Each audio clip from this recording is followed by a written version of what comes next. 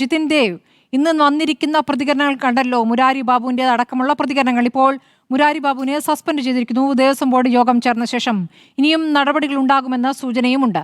അപ്പോൾ ഈ കള്ളത്തരത്തിന് കൂട്ടുനിന്നവർ പിടിയിലാകുന്നു എന്നല്ലേ മനസ്സിലാക്കേണ്ടത്? BJP ഇക്കാര്യത്തിൽ CBI അന്വേഷണം എന്ന പ്രതിപക്ഷത്തിന്റെ ആവശ്യത്തിനൊപ്പമാണോ? തീർച്ചയായും ഞാൻ അങ്ങയുടെ ചോദ്യത്തിന് മറുപടി പറയാം. മുൻ Devaswom board president Shri N. Vasu ഇവിടെ രാവിലെ മുതൽ റിപ്പോർട്ടർ ചാനലിൽ പറഞ്ഞുകൊണ്ടിരിക്കുന്നത് പച്ചക്കള്ളമാണ്. കാരണം ഇന്നലെ ഇറങ്ങിയ ഹൈക്കോടതിയുടെ അവസാനത്തെ ജഡ്ജ്മെൻറ്റ്, ആ ജഡ്ജ്മെൻറ്റിൽ 17ാമത്തെ പാരഗ്രാഫിൽ ഒരു വാചകമുണ്ട്. The chief vigilance and security officer has further produced before us a letter issued by the managing finance McDowell and company limited എന്ന് പറഞ്ഞൊരു ലെറ്റർ ഉണ്ട്. അതായത് വിജിലൻസിൻ്റെ SP പിടിച്ചെടുത്ത് കൊടുത്തിരിക്കുകയാണ് ഈ ലെറ്റർ. ആ ലെറ്ററിൽ എന്താ പറയുന്നത്? ഓരോ ഇനം തിരിച്ച് എവിടെയൊക്കെയാണ് സ്വർണത്തിൽ പൊതിഞ്ഞത് അല്ലെങ്കിൽ സ്വർണ്ണ ക്ലാഡിങ് നടത്തിയതെന്ന് കൃത്യമായി പറയുന്നു. ആ ലെറ്ററിനകത്ത് ആ പാരഗ്രാഫ് തന്നെ ഹൈക്കോടതി പറഞ്ഞു വെക്കുന്ന ഒരു പോയിന്റ് ഉണ്ട്. This document established that the Dwarapalakas handed over by the Devaswam board to Sri Unnikrishnan Poti had been cladded with 1.564 kilograms of gold and were therefore not mere copper plates. കേവലം copper പ്ലേറ്റുകളല്ല, അത് 1.5 kilogram വരുന്ന gold അതിനകത്തുണ്ട് എന്ന് കൃത്യമായി നിരീക്ഷണം നടത്തിയിരിക്കുന്ന ഹൈക്കോടതിയാണ്. അങ്ങനെ കൊണ്ടുപോയ ദ്വാരപാലക വിഗ്രഹങ്ങൾ തിരിച്ചു വരുന്ന സമയത്ത് അതിനകത്ത് പൂശി എന്നതിനെ സംബന്ധിച്ച് സ്മാർട്ട് ക്രിയേഷൻസ് റിപ്പോർട്ടർ ചാനൽ ഉൾപ്പെടെ അതിൻ്റെ പ്രതിനിധികൾ തന്ന ഒരു അഭിമുഖത്തിൽ അവർ പറയുന്നുണ്ട്, ഇതിൽ പൂശിയിരിക്കുന്നത് 397 ഗ്രാം മാത്രമാണെന്ന്. 1.5 കിലോഗ്രാം ഗോൾഡിൽ പൊതിഞ്ഞ ദ്വാരപാലക ശില്പം 40 ദിവസം കറക്കി ഉണ്ണികൃഷ്ണൻ പോറ്റി കൊണ്ടുപോയതിനു ശേഷം തിരിച്ചു വന്നപ്പോൾ 397 ഗ്രാമായിട്ട് ആ സ്വർണം കറഞ്ഞു. അപ്പോൾ ഏകദേശം 1 കിലോയ്ക്ക് മുകളിൽ സ്വർണം ദ്വാരപാലക ശില്പങ്ങളിൽ തന്നെ നഷ്ടപ്പെട്ടു. ഇനി ഇദ്ദേഹത്തിന് ശ്രീ N. വാസുവിന് ഉണ്ണികൃഷ്ണൻ പോറ്റി അയച്ച പ്രേമലേഖനം, ആ പ്രേമലേഖനം അദ്ദേഹത്തെ പറയുന്നതാണ്, I am Unnikrishnan Potti residing Bangalore so and so after finishing the gold work of Sabarimala sanctum main door and dwarapalaka. സ്മൃതി, ദ്വാരപാലകരെ മാത്രമല്ല, പ്രധാന വാതിൽ ഉൾപ്പെടെയുള്ള സ്വർണത്തിന്റെ പണി ഞാൻ പൂർത്തീകരിച്ചു കഴിഞ്ഞപ്പോൾ എൻ്റെ കയ്യിൽ കുറച്ച് സ്വർണമുണ്ട്. ഞാൻ ആ സ്വർണം ഉപയോഗിച്ച് ദേവസ്വം ബോർഡിന്റെ സഹകരണത്തോടെ ഒരു നിർധനയായ പെൺകുട്ടിയുടെ വിവാഹം നടത്താൻ ആഗ്രഹിക്കുന്നു, അഭിപ്രായം അറിയിക്കണം. ദേവസ്വം ബോർഡ് പ്രസിഡന്റ് ഈ ചർച്ചയിൽ പങ്കെടുക്കുന്ന N. വാസുവിന് കൊടുത്ത ലെറ്ററാണ്.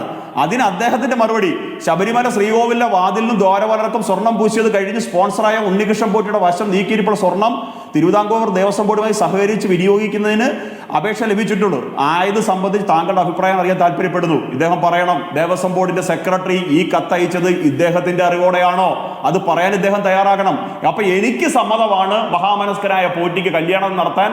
നിങ്ങളുടെ അഭിപ്രായം കൂടെ അറിഞ്ഞാൽ പോറ്റിയെ നമുക്ക് ഇത് നടത്താനായിട്ട് ഏൽപ്പിക്കാം. നിങ്ങളുടെ ചുമതല എന്താണ് ശ്രീ N. വാസു?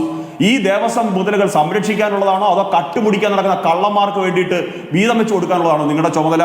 നിങ്ങൾ ഇവിടെ നിന്ന് ചോദിക്കുന്നുണ്ടായിരുന്നല്ലോ, ഇതൊക്കെ ഇപ്പോഴല്ലേ പുറത്തു വന്നതെന്ന്. പണ്ടൊരു ചൊല്ലുണ്ട് ശ്രീ വാസു, ദുഷ്ടനെ ദൈവം പന പോലെ വളർത്തുമെന്ന്, അതിനുശേഷമേ കടക്കൽ കത്തിവെക്കത്തുള്ളൂ. ഇതാണിപ്പോൾ സംഭവിച്ചുകൊണ്ടിരിക്കുന്നത്. N. വാസു, നിങ്ങൾ ഉൾപ്പെടെയുള്ള ഈ ദേവസ്വം ബോർഡ് ഭരിച്ചിരുന്നവരുടെ പ്രവർത്തികൾ, ആ പ്രവർത്തികളുടെയൊക്കെ ഗുണഫലം അനുഭവിക്കാൻ നിങ്ങൾ തുടങ്ങുന്നതേ ഉള്ളൂ. ഇവിടുത്തെ അയ്യപ്പ വിശ്വാസികൾ അവൻ മനസ്സറിഞ്ഞ് സമർപ്പിച്ച മുതൽ മുഴുവൻ ഇത്തരത്തിലുള്ള കള്ളന്മാർക്ക് കട്ടോണ്ടുപോകാൻ കൊടുത്തു. പക്ഷേ ശ്രീ N. വാസു പറയുന്നതിൽ ഒരു കാര്യമുണ്ട്. അദ്ദേഹം ചാർജ് എടുക്കുമ്പോൾ അവിടെ ഒരു കാര്യക്കാരനായി, അതായത് അവിടുത്തെ ഒരു പ്രധാന സ്പോൺസറായി മുഴുവൻ പരിപാടികളിലും ഇയാളുണ്ട്. ഇയാളുടെ സാന്നിധ്യം എല്ലാ പരിപാടികളുമുണ്ട്. ഇദ്ദേഹം ചാർജ് എടുക്കുന്നതിന് മുമ്പത്തെ കാലത്ത് 2019 അവിടെ നിന്നും ഈ പറഞ്ഞ വിഗ്രഹങ്ങൾ സ്വർണം പൂശാൻ കൊണ്ടുപോയത്. അതിനു മുമ്പ് വാതിൽ പൂശിക്കൊണ്ടുവന്നു. അങ്ങനെ വിശ്വാസത നേടുന്നു. അടുത്ത പണിയും ചെയ്യാൻ ഏറ്റെടുക്കുകയാണ്. അത് മഹസറിൽ രേഖപ്പെടുത്തിയതിലടക്കമുള്ള പിഴവുകളാണ് ഇപ്പോൾ പുറത്തു വന്നിരിക്കുന്നത്. പക്ഷേ ആ കാലത്ത് പത്മകുമാറാണ് ദേവസ്വം ബോർഡ് പ്രസിഡന്റ്. അദ്ദേഹം അതിനുശേഷം വന്നതാണ് ശ്രീ N. വാസു.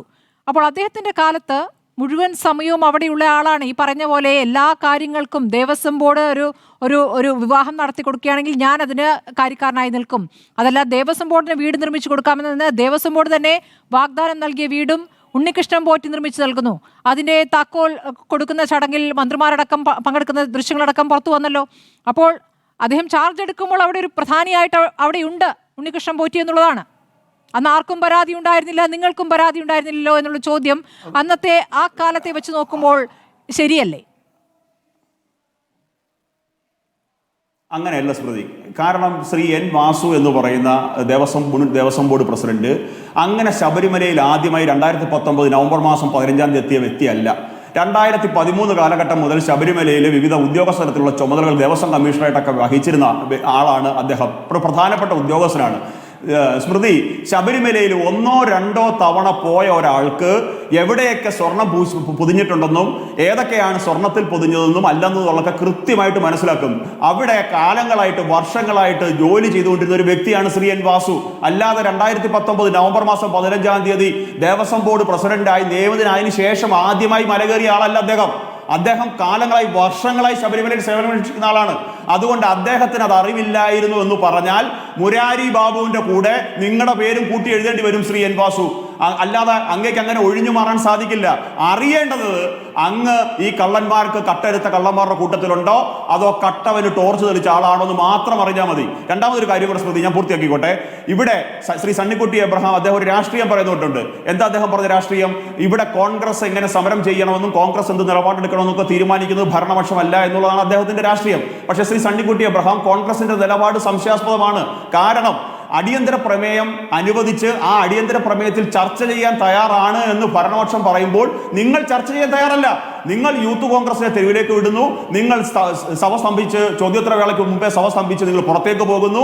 അടിയന്തര പ്രമേയം അവതരിപ്പിക്കാൻ കോൺഗ്രസ് പാർട്ടി തയ്യാറാകുന്നില്ല. അതിനൊരു കാരണമുണ്ട് ശ്രീ സണ്ണിക്കുട്ടി എബ്രഹാം. ഇവിടെ ഇടതുപക്ഷം ഭരിക്കുമ്പോൾ നഷ്ടപ്പെട്ടത് സ്വർണമാണെങ്കിൽ അപ്പുറത്ത് 1,81,00,000 രൂപയുടെ തട്ടിപ്പ് നടത്തിയ ഒരു ദേവസ്വം ഉദ്യോഗസ്ഥന്റെ സഹോദരൻ ഉൾപ്പെടെ നിങ്ങളുടെ കോൺഗ്രസ് നേതാവായിട്ടുണ്ട്. VS ശിവകുമാറിന്റെ സഹോദരൻ VS ജയകുമാറിനെതിരെയുള്ള ആരോപണത്തിൽ 8-ൽ 7 തെളിഞ്ഞു. അപ്പൊ നിയമസഭയിൽ ചർച്ച ചെയ്താൽ ഇതും പുറത്തു പറയേണ്ടി വരും. ഇതും ചർച്ചയാകും. അതിനെ കോൺഗ്രസ് ആഗ്രഹിക്കുന്നില്ല. സ്മൃതി, ഒറ്റ വാചകം, ഈ രണ്ടു കൂട്ടരും കോൺഗ്രസ് ആയാലും CPM ആയാലും LDF ആയാലും UDF ആയാലും ശബരിമലയെ കട്ടുമുടിച്ചതിൽ, ശബരിമലയിൽ അഴിമതി നടത്തിയതിൽ, ശബരിമലയിൽ സ്വജനപക്ഷപാതം നടത്തിയതിൽ ഒക്കെ ചങ്ങാതികൾ മാത്രമാണ്. ഇത് രണ്ടും ഒക്കെ ചങ്ങാതികളാണ്. ഇവർ ഇത്രത്തോളം ഈ കേരളത്തിലെ അല്ലെങ്കിൽ ഈ ലോകമെമ്പാടുമുള്ള അയ്യപ്പ വിശ്വാസികളുടെ വിശ്വാസത്തെ ഇമാതിരി ചൂഷണം ചെയ്ത രണ്ട് മുന്നണികളാണ് സ്മൃതി, ഈ രണ്ടു കൂട്ടരും.